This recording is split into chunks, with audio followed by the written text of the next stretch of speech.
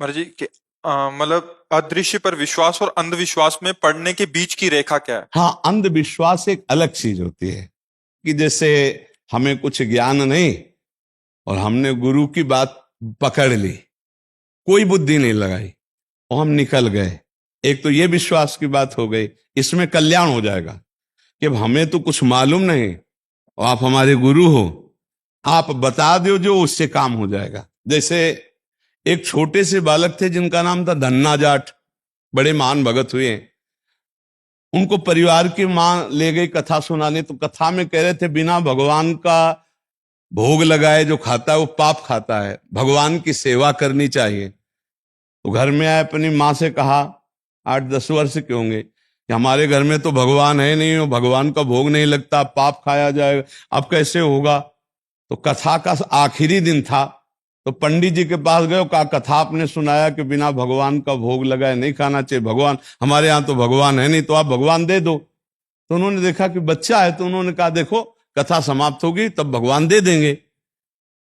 अब वो दूसरे दिन जब जाने लगे तो उनके पीछे चले, भगवान दे दो गुरुजी आप कह रहे थे। तो उन्होंने सोचा लड़का है, इसको ठाकुर जी तो दे नहीं सकते, तो भांग खाते थे, तो भांग का बट्टा ऊपर का, कहा ये भगवान है ले लो। पूरी कथा बड़ी। तो उनका कैसे सेवा करेंगे, तो बोले नहा के नहा देना और पवा के पा लेना, बस इतनी सेवा है। और वो इतने खुशी हो, देखो विश्वास है क्या, भांग का बट्टा, इतने खुशी हो गए कि मुझे ठाकुर जी मिल गए, मुझे भगवान मिल गए। घर में गए, नहाया और ठाकुर जी को ना, वही मतलब भांग के बट्टा को ना, और बाजरे की रोटी, गरीब आदमी सामने रखा, पाओ प्रभु। और वहां प्रभु कहाँ, एक दिन हो गया। तो उन्होंने सोचा हमारे पास कुछ है नहीं, लगता पंडित जी के पास खीर पुआ सब सामग्री थी तो ठाकुर जी पाते, वो बिल्कुल ठाकुर जी मान रहे हैं। दूसरा दिन हुआ फिर वही बाजरा, तीसरा दिन हुआ फिर वही बाजरे की रोटी। तो वो रो रो करके ऐसे भांग का बट्टा पकड़ा और कहने लगे प्रभु हमारे पास नहीं है कि हम तुम्हें खीर पूड़ी पुआ पवा सके। और गुरु जी ने कहा बिना पवाए पाना नहीं, अगर आप नहीं पाओगे तो हम चाहे मर जाएं लेकिन नहीं पाएंगे। उसी समय श्री कृष्ण प्रकट हो गए, क्योंकि भगवान तो सर्वत्र है ना। भांग के बट्टे की जगह में श्री कृष्ण बैठे हैं, उन्हीं की अवस्था का रूप लेके, और वो और बाजरे की रोटी शुरू कर दी पाना। तो बोले देखो तुम कितने निर्दयी हो, 3 दिन से तो हमें भूख लगी है और हमारे घर में ज्यादा कुछ है नहीं, 1-2 रोटी माँ बना पाती है, गरीब आदमी, पूरी रोटी तुम नहीं पाओगे, आधी हमें दो आधी तुम पाओ। भगवान ने, और फिर जो लीला का विस्तार हुआ कि धन्ना सेठ हो गए, अपार वैभव उनके। ये है विश्वास, गुरु के वचनों पर बिल्कुल बुद्धि न चलाकर विश्वास। और एक अंधविश्वास कहते हैं पाखंड को, नहीं कि हम तुम्हारी आयु बढ़ा देंगे, हम तुम्हारा रोग नष्ट कर देंगे, हम तुम्हारा ये कर देंगे वो कर देंगे, ये सब गलत जगह है, अंधविश्वास है, इसमें फंस जाओगे, नष्ट हो जाओगे। तुम बेवकूफ बनाते हो उनको जिनको ज्ञान नहीं है। बचपन से बाबा जी मंत्र अनुष्ठान करते रहे, अवश्य में भोक्तव्यम कृतम कर्म शुभाशुभम, भीषम पितामह 6 महीना बाणों की सैया में रहे, तुम कलावा से तुम कर्म बांध दोगे, जंतुर बांध कर तुम किसी के कर्म मिटा दोगे, तो नौटंकी नाटक है कि नहीं।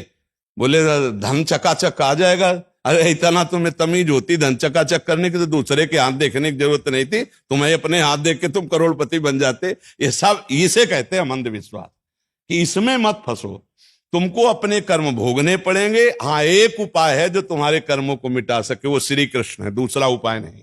मामेव ये प्रपद्यन्ते माया मिताम, तुम खुद भजन करो, श्री कृष्ण को रिझा लो, वो तुम्हें सुखी कर देंगे, वो कर देंगे सुदामा से सुदामापुरी, ये सामर्थ्य उनमें है।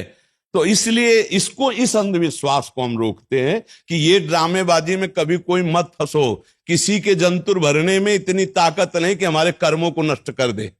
ये भगवान ने आयुर्वेद बनाया, भगवान ने डॉक्टर बनाए, भारत में इतने इतने बड़े पढ़े लिख कर डॉक्टर, ये सब बेवकूफ है क्या। वशिष्ठ जी जैसा कोई ज्ञानी महात्मा बिरला ही होता है। राम जी को 14 वर्ष का वनवास, सिया जी का हरण, दशरथ जी का मरण, कौशल्या का वैधव्य, इसे नहीं रोक पाए। और कह रहे हैं भरत जी से, सुनो भरत भावी प्रबल, बिलख कहो मुनिनाथ, हानि लाभ जीवन मरण जस अपजस विधिहात। हमारे भारतवासी ऐसे अंधविश्वासी हैं, इसमें लगे। इस बात को हम अंधविश्वास का खंडन करते हैं। अंधविश्वास को अगर मानो तो गुरु के वचन मान लो। बोले राधा जपो, कृष्ण जपो।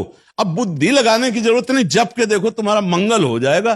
कृष्ण नाम तुम्हारा मंगल कर देगा, राधा नाम तुम्हारा मंगल कर देगा, राम नाम तुम्हारा मंगल कर। ये जंतु रंतु ये मंगल नहीं करने वाले, बस पक्का कह रहे। महीना 2 महीना 4 महीना कोई मंत्र जपता होगा तो सिद्धियां अपनी बताता होगा। यहाँ बचपन से मंत्र ही जप रहे हैं। हमारे ब्रज में एक से एक सिद्ध हुए, बताओ कौन जंतुर बांधने वाला हुआ? एक से एक सिद्ध हुए, एक से एक सिद्ध हुए कि जिनके पीछे भगवान डोलते हैं, लेकिन अगर 2 थप्पड़ मार दिए तो बोले कुछ नहीं, ऐसे ही सह के रह गए। पंडित रामकृष्ण बाबा, पंडित गया प्रसाद जी, एक से एक सिद्ध महापुरुष हमारे ब्रज में हुए। अभी अभी थे पूज्य श्री चंद्रशेखर बाबा, रात दिन भजन में लगने, ऐसे ही रहे ना। ये है सिद्धि, जिनके साथ श्री कृष्ण खेल रहे, जो चिल्ला चिल्ला कर श्री कृष्ण के प्रेम में रो रहे, वो ऐसे ऐसे ये है सिद्ध महापुरुष। ऐसे तस्मा शास्त्रम प्रमाणमते कार्याकार्यो व्यवस्थित हो, शास्त्र के अनुसार चलो, सबको भगवान नाम जप में लगाओ, सबको धर्म कर्म में लगाओ। स्वयं अच्छे आचरण करोगे तो तुम्हारे पाप नष्ट हो जाएंगे। तुम करो पाप और सोचो कि कोई जंतुर बांध दे हम ठीक हो जाए, तो भाई ऐसा सृष्टि में कोई जंतुर नहीं पैदा हुआ कि तुम्हारे पाप कर्म को नष्ट कर दे। वो है नाम संकीर्तनम यस्य सर्व पाप प्रणाशनम। भगवान कृष्ण का नाम संकीर्तन, राधा नाम, राम नाम, इन नाम के कीर्तन से मंगल हो। समझ पा रही सखी जी?